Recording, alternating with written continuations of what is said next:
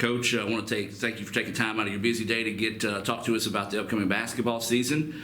Before we talk about it, just talk about the excitement for you and your coaching staff and the players, knowing that basketball is finally back. We're thrilled. We're really excited, and we started back in May. We brought in 18 guys for summer school, and we only had 2 returners, so there was a lot of just trying to get to know them and they get to know us. I had 2 new assistant coaches, so there was a period of acclimation. Just getting acclimated to one another. We got to work out. Had a tremendous June term, academically and on the court.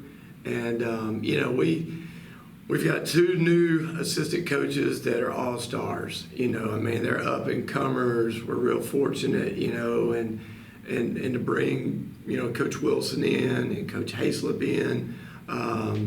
They have hit the ground running. And our new guys have just stepped up as well, and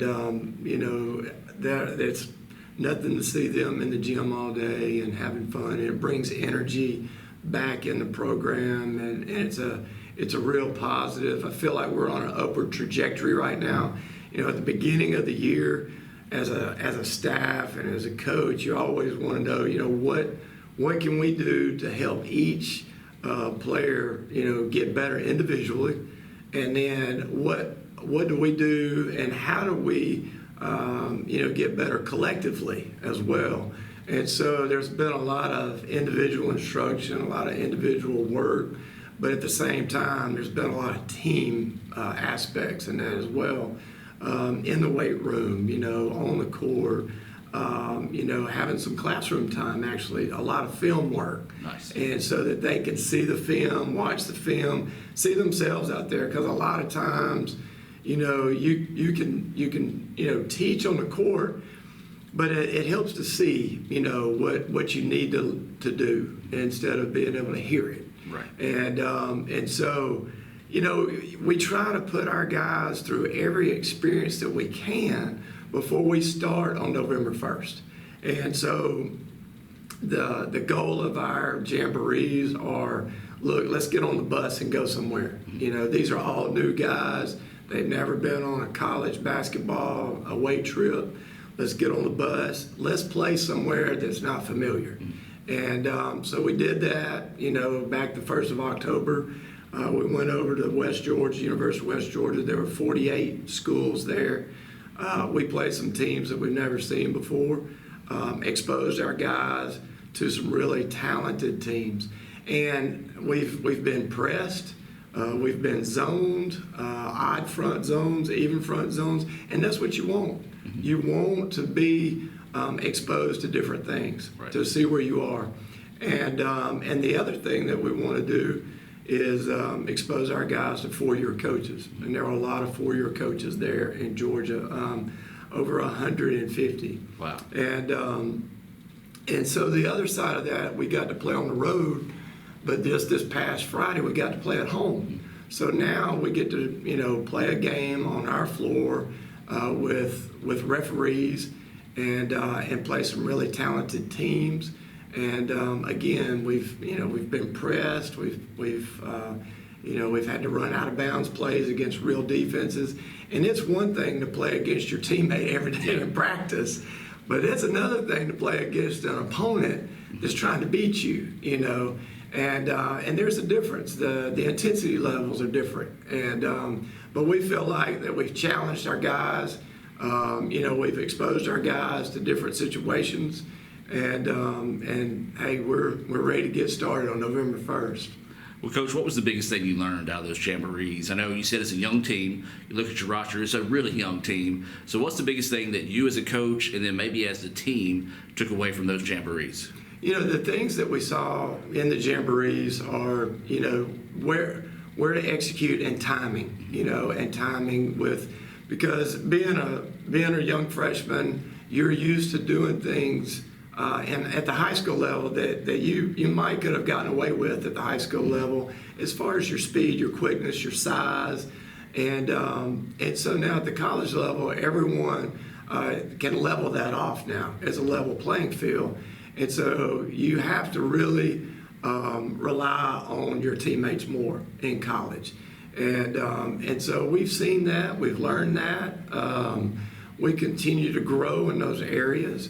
And, rebounding is one of those things that's a huge transition from high school. Yes. Because a lot of our guys are so, athletically gifted, or they might be, really tall and long, more than their opponents are in high school. And so that's something they've had to learn to box out, and that's something that may sound elementary, but if you've never done it before, it's new. And so it's taken some time. We still, work on that every day. We work on, different traps and different presses and being able to know where to go with the ball and when to go with the ball. The shot clock has been a huge transition. As you can imagine, in Mississippi, we don't have a shot clock. And, 12 of our guys come from Mississippi high schools. And so that's been a huge adjustment period, is learning the shot clock, how to play with a shot clock. Even in the backcourt, the 10-second call, going by the shot clock now, and not a hand count on the referee. Yeah. And so that's an adjustment. Being in the half court and the ball going out of bounds or coming off the rim and it's reset to 20 rather than going to 30. And so those are all things that, you kind of take for granted, but when you got a young team, you really have to, take a step back and say, look, we're going to have to start from ground one, and work through this. But it's been really good. We've played with running clocks, in the Jamboree in Georgia, so that was a little bit different game. When we came here last Friday, we played with stop-start clock, and that gave us more of a true game atmosphere that time. Well, I know a lot of people talk about expectations. It's easy to say, well, our expectation is to win it all.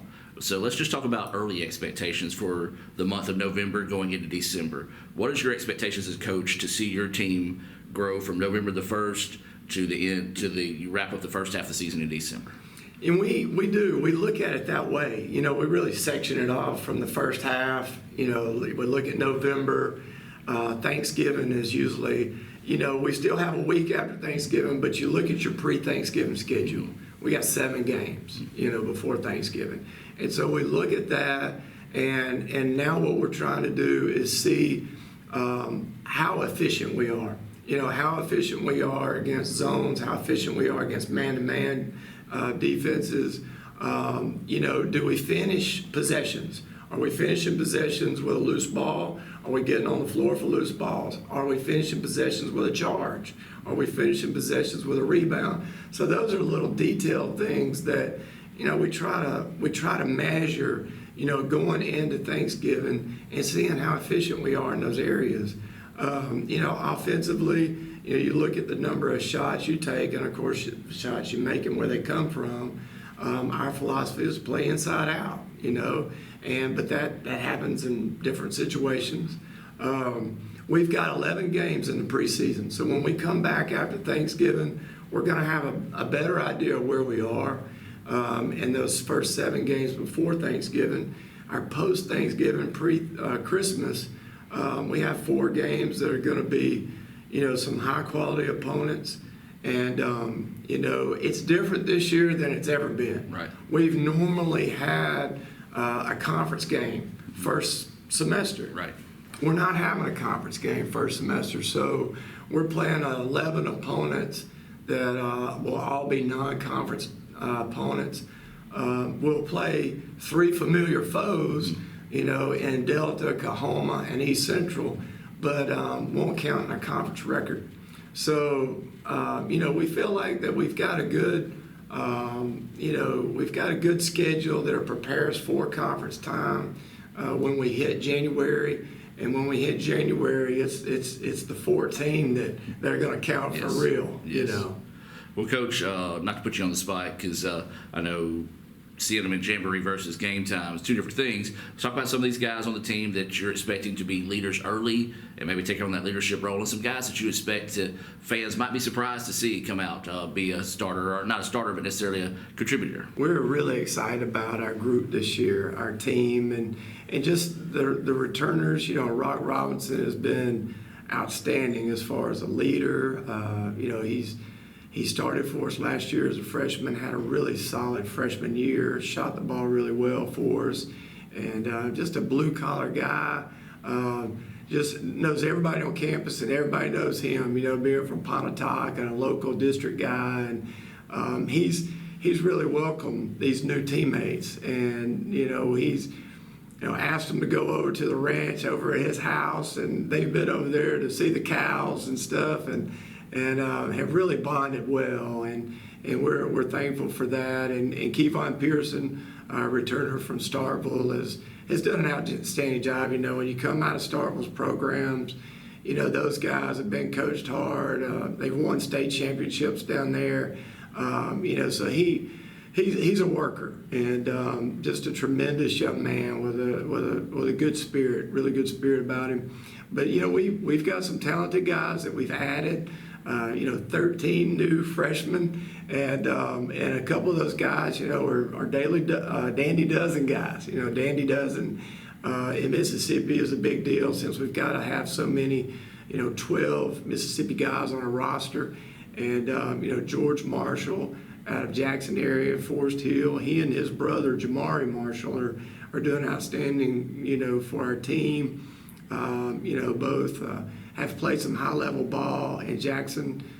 George, getting some recruitment, and Dandy Dozen player. He's a Mississippi Alabama high school guy that played well in that All-Star game last year. I think he was the leading scorer, Mississippi Alabama high school All-Star game. And Josh Lee, he's another young man that's won several state championships in high school. Velma Jackson and Hartsville Academy, and he's a Dandy Dozen guy a couple times, two-time Dandy Dozen guy. So those are some guys that we kind of look to, but Colby Horse, I mean, he's one of our out-of-state guys from Alabama, and Colby played in the Mississippi Alabama game as well, and he talks a little smack because they won the game this year. So he gives George and them a hard time. Chris Minton was on that team with George that played in that Mississippi Alabama game as well, and Chris is out of Gentry, and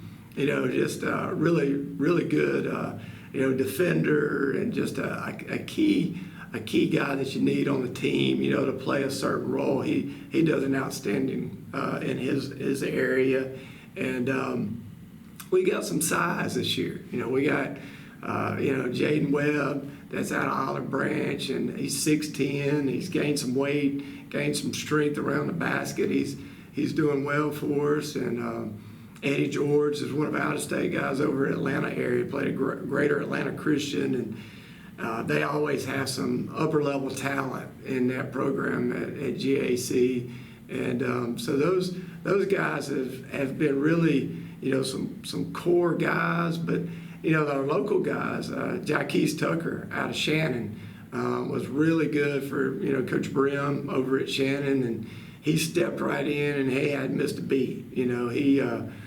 He's just all over the court, plays with a lot of energy, and I mean you don't think he can get to the ball, and all of a sudden he's there. He's just really quick, and so those guys have been key. We got Ladarius Mack, out-of-state kid, and Demarius Coleman out of Harrison Central on the coast, and he's good off the coast, and got a little boost down there from one of our former coaches that's at Harrison Central, and Tyree Singleton out of Olive Branch, and he came over from DeSoto County. So we've got some good guys, and we're going to miss one of our guys, John Terrius Chalmers. He's got an injury, and maybe not be able to make it this year. May have to stay off of his foot this year, and just rehab it, get it well. And we got Tyler Whitaker out of Tremont, local guy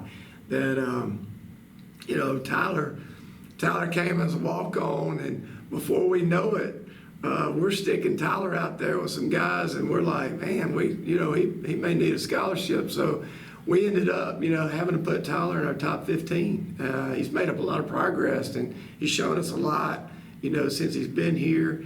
And so, having him from Tremont, Gray Thorns from Amory, those guys, Andre Amos is a Corinth young kid, and so we've got some good local guys that we're excited about our team and the direction that we're headed in. And I know they're excited for November 1st to get here just like we are. So, we hope to see everybody at the Davis Event Center, and let's pack those stands and let's be loud. Well, great. And this is on a personal note because, I have people come up to me all the time asking how you are. We all are very familiar with what you went through, and there's so many people that love you out there. They're like, "How's Coach Pate? Is he hanging up pretty well?" Just go ahead and kind of let the fans know how you're feeling nowadays. Well, I tell you what, I couldn't be more thrilled and more excited. It brings a new meaning to life. It brings a new meaning to coming to work, to being around, you and all the employees, the family here at Itawamba Community College. And, I'm so thankful. When you go through, a lifelong disease that affects your life, it affects the folks around you. I couldn't be more, blessed than, I feel lucky. And because I know that disease doesn't treat everyone the same way. And there aren't as folks that are as fortunate than I am. And so I don't take that lightly. I'm thankful, and when I get on my knees and when I, have my quiet time, I'm thankful for being here, and I'm thankful for what Itawamba Community College means to me and my family, and the opportunity and the support that Itawamba gave me through a time that was a very difficult time. And but man, hey. Every day I wake up, it's a great day, and I really appreciate you, Adam, and your staff, and the whole Itawamba Community College community, Dr. Allen, on down, and it's meant a lot to us. Well, Coach, you mean a lot to us, and we appreciate everything you've done for our program, and looking forward to tip things off here this season and get it rolling. Well, thank you so much, Adam, and we look forward to it. God bless you, and y'all take care. Kirk Herbstreit is a man of many talents. Not only an athlete and a sportscaster, but also an expert cartographer, an amateur alchemist, a surprisingly gifted poet. What rhymes with encroachment? But his true talent lies in the art of banking. With Renaissance Bank's great products, rewards, and easy-to-use online tools, every transaction is a masterpiece. You might refer to Kirk as a Renaissance man. But I call myself a Renaissance man.